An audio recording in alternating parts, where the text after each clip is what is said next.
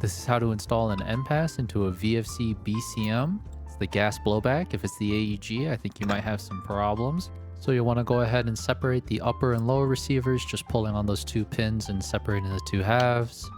Now you're going to want to pull back the charging handle and slide out the bolt carrier group from inside the upper receiver. Then go ahead and take off the gas key by unscrewing these two hex screws. Once those are out, this top piece should go ahead and pop off, and then this second piece you can sort of tilt down and slide out. Next, we got to pop out this C-clip to get to the nozzle inside. If you can, absolutely get the right tools for the job, but I'm making do with what I got with two flathead screwdrivers. I wouldn't recommend it. You might gouge something or damage something, but got it out anyways, and there's the nozzle. So on the nozzle, there's this hex grub screw on the top. Someone on Reddit said that you're not supposed to touch that, and I believe them because you don't actually need to unscrew it to take out the part that we need. So we're going to go ahead and ignore that and look at this little pin here that we need to punch out. You got a set of punches. Again, this is the time to use them, but I don't, so I'm making do with what I got. Now you should be able to pull out the innards of the nozzle and sort of dump it all out onto the table. You might find that the rocket valve inside is a bit stuck, nothing a couple taps can't fix. We'll zoom in to get you a closer look at the innards of the nozzle here, as well as the rocket valve. This is the stock one, and then here is the Npas that we're going to be putting in. I'll go ahead and leave a link to the part in the description. So here's the Npas. You can see that it has that little grub screw in it versus the original, so that grub screw is what's going to control the gas flow. I'm going to show you what these should look like as they go back into the nozzle. It's going to go fast, so feel free to pause if you need to, but here's a side view and a top view respectively. And then sliding it back into the nozzle, it should go only in one way, so it shouldn't be too complicated. Try your best to hold everything in as it goes in, but you might have to take a couple tries to get it in. And then on this try, I actually wasn't able to get it to close all the way, so I backed it out and gave it another shot. You want to make sure that it seals all the way on the top. You don't want it to be gapped a little bit like that. If it is, take it out, try it again, and hopefully you should be able to get it reseated, no problem. We're going to go ahead and slide the nozzle back into the bolt carrier group and pop the C-clip back in.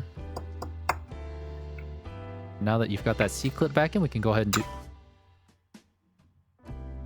So as it turns out, I forgot to put in the pin back into the nozzle, so I'm going to go ahead and take apart everything again and reassemble, this time with the pin actually reinserted into the nozzle.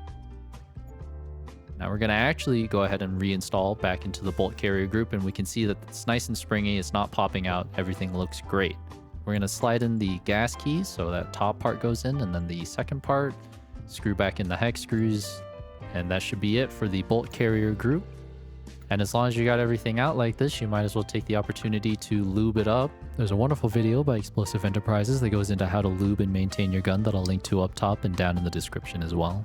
We're going to go ahead and reassemble by sliding the bolt carrier group back in along with the charging handle and making sure everything snaps closed nicely. Go ahead and rejoin the two receivers and lock in the pins, and you should be all good to go. When you need to get to the Npas, all you need to do is pop out this back retaining pin and slide out the bolt carrier group, and you'll be able to adjust it from the nozzle end of the bolt carrier group. Alright, so here's a few tests that I ran just to make sure that the Npas actually is working inside there. This one is just a base control group for now.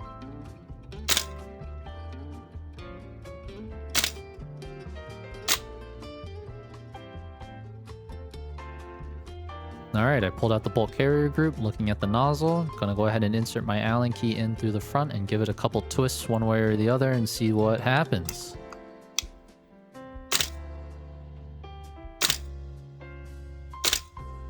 Gonna try one more time, spinning the other way just to see what happens.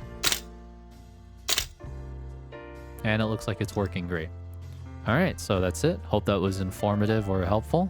I'll admit right now, I'm not a master technician and I'm actually pretty new to all this, so if I could have done something better, let me know in the comments, and if it's really mean, I might cry. Thank you guys and have a good one.